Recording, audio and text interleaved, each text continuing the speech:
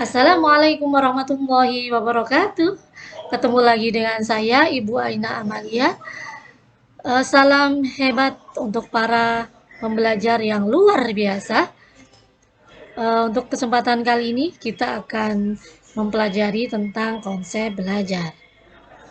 Sebagaimana kita tahu bahwa setiap manusia itu dalam hidupnya pasti akan mengalami proses belajar. Ya. Nah, sekarang apa itu konsep belajar? Baik, definisi belajar adalah proses adaptasi tingkah laku yang progresif. Itu menurut Skinner. Kemudian, jadi di situ ada proses adaptasi atau penyesuaian terhadap lingkungan. Untuk selanjutnya, perubahan yang relatif permanen atau menetap dalam tingkah laku yang terjadi sebagai hasil dari pengalaman atau latihan. Itu menurut Morgan. Jadi ada perubahan dalam perilaku seseorang gitu ya, sebagai akibat dari pengalaman atau latihan. Selanjutnya suatu proses yang mana perubahan-perubahan yang terjadi bersifat relatif, permanen, dan potensi perilaku sebagai akibat dari pengalaman. Oke, dari definisi belajar ini akan ada muncul kata kunci yang bisa kita pegang untuk mempermudah kita memahami apa itu definisi belajar. Yang pertama adalah proses. Dalam belajar itu ada sebuah proses. Individu melakukan atau belajar suatu hal pasti membutuhkan proses. Kemudian selanjutnya itu ada sifat perubahan yang relatif permanen. Ketika seseorang itu melakukan proses belajar, maka akan ada perubahan dalam dirinya, dan itu sifatnya relatif permanen. Sifat perubahan itu relatif permanen gitu ya.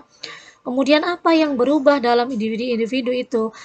Yang berubah adalah perilakunya. Jadi perilaku individu itu mengalami perubahan. Perubahannya karena apa? Karena hasil latihan. Hasil latihan yang dilakukan individu dalam proses belajar. Atau kemudian proses belajar itu menimbulkan atau menghasilkan pengalaman baru yang itu mendorong individu untuk melakukan perubahan perilaku. Nah, 5 hal ini adalah merupakan kata kunci dalam proses belajar individu. Selanjutnya, tahapan belajar itu yang pertama dari tidak tahu, individu tidak tahu, kemudian ada kemauan, ada dorongan, ada motivasi. Nah, motivasi ini memunculkan usaha individu untuk belajar. Nah, usaha ini membuat individu atau manusia itu menjalani prosesnya, gitu ya. Nah, dalam proses itu individu melakukan adaptasi atau penyesuaian dengan lingkungannya atau dengan hal yang dia pelajari. Selanjutnya, ketika sudah ada adaptasi, ada proses penyesuaian, di situ individu itu melakukan uji coba, trial and error dengan lingkungannya, dengan sesuatu yang dia adaptasi nih, atau yang uji coba gitu ya, trial and error. Kemudian selanjutnya dari trial and error ini, uji coba yang terus-menerus dilakukan individu itu akan menimbulkan pengalaman baru bagi individu. Nah, pengalaman-pengalaman ini, kemudian proses belajar, adanya uji coba itu menimbulkan perubahan perilaku pada diri individu atau muncul perilaku yang baru pada individu ketika dia melakukan proses belajar. Kemudian selanjutnya teori belajar itu ada 3, behaviorisme, kognitivisme, dan konstruktivisme. Behaviorisme itu apa? Aliran ini menekankan pada terbentuknya perilaku yang tampak gitu ya, perilaku yang tampak dari individu sebagai hasil belajar. Kalau kognitivisme itu pembentukan perilaku dari hasil belajar yang menekankan pada proses berpikir individu. Jadi pada ranah persepsi, ranah kognitifnya gitu ya, ranah berpikirnya.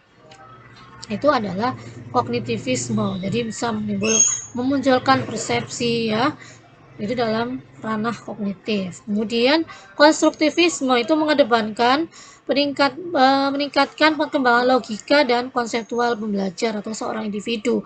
Proses belajar terjadi ketika ada pemrosesan informasi secara aktif dan melibatkan motif. Jadi kata kuncinya adalah pemrosesan informasi yang dilakukan secara aktif ya oleh seorang individu. Itu adalah teori belajar.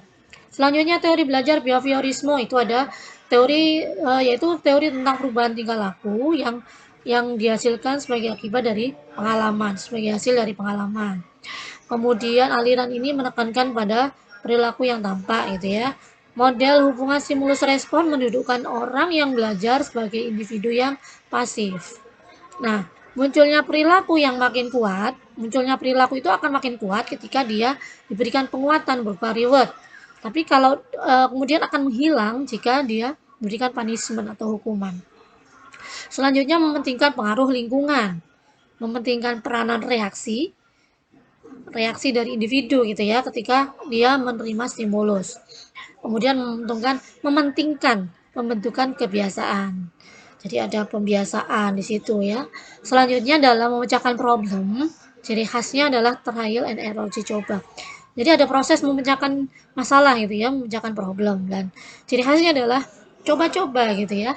Saling coba, ini keliru, coba lagi, tidak berhasil, coba lagi. Nah, itu adalah teori belajar behaviorisme. Selanjutnya tokoh-tokoh behaviorisme ada Thorndike, Pavlov, Watson, dan Skinner. Kemudian koneksionisme menitik beratkan pada hubungan stimulus respon untuk terjadinya belajar. Jadi ada stimulus kemudian individu itu akan merespon gitu ya. Itu adalah proses belajar menurut Thorndike. Kemudian proses mental dan perilaku berhubungan dengan penyesuaian organisme terhadap lingkungan. Jadi ada proses adaptasi terhadap lingkungannya. Kemudian selanjutnya proses belajar teori Thorndike ini terjadi secara sedikit demi sedikit, jadi tidak sekaligus gitu ya, ada prosesnya gitu ya, sedikit demi sedikit. Kemudian tidak menggunakan penalaran, tidak menggunakan kognitifnya. Kemudian semua menurut Thorndike, semua mamalia termasuk manusia itu belajar menggunakan cara yang sama gitu ya, dengan cara stimulus memberikan stimulus atas respon yang diterima, memberikan respon atas stimulus yang diterima oleh individu gitu ya. Kemudian prinsip belajarnya menurut Thorndike itu ada trial and error, mulai uji coba gitu ya, seperti yang sudah diterangkan tadi. Kemudian ada learning and selecting, yaitu mulai proses menyeleksi untuk melakukan prosesnya. Kalau tidak berhasil, tidak akan melakukan lagi gitu ya. Ketika dia uji coba dan tidak berhasil, individu akan menyeleksi dan tidak akan melakukan lagi. Tapi kok ternyata berhasil, dia akan mengulang lagi. Jadi ada proses selecting di situ. Kemudian connecting. Jadi individu itu mengaitkan dengan pengetahuan dan pengalaman sebelumnya. Jadi itu adalah connecting. Oke, baik. Selanjutnya adalah sekian yang bisa kami sampaikan. Mudah-mudahan membawa manfaat untuk kita semua. Sampai jumpa di edisi pembelajaran berikutnya. Assalamualaikum warahmatullahi wabarakatuh.